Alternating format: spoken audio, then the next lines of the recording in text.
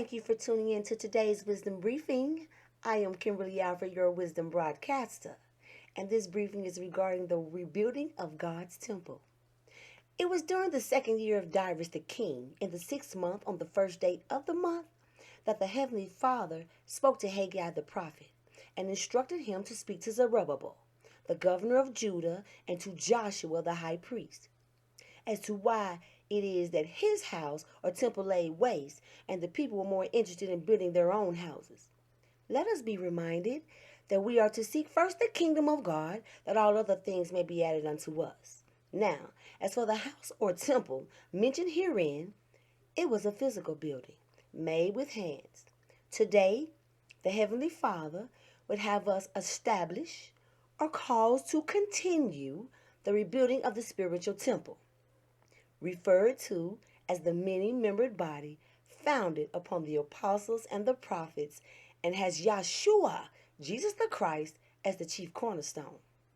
And it is only in him that all the building, fitly framed together, grows into a holy temple in the Lord.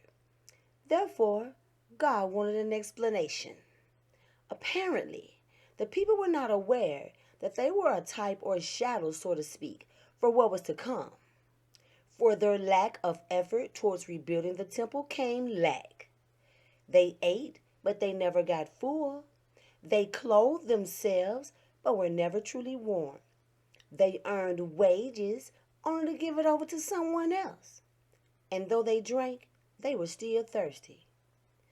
Now, as for us, we sow and put time into that we believe matters, and it manifests itself as not being enough. We refuse to clothe ourselves with the Word of God, and therefore aren't properly dressed for the spiritual war. And because our thirst is not being quenched by the living waters, which is none other than the Holy Spirit, we function as one in a drunken state, and have altogether become oppressed. Not one is satisfied due to wickedness and or wicked deeds, and many are being devoured from within, which has resulted in a rather hostile character towards God the Father, and has imposed limitation implications. Like those of Haggai's day, it appears we blaspheme and bring about curses upon ourselves.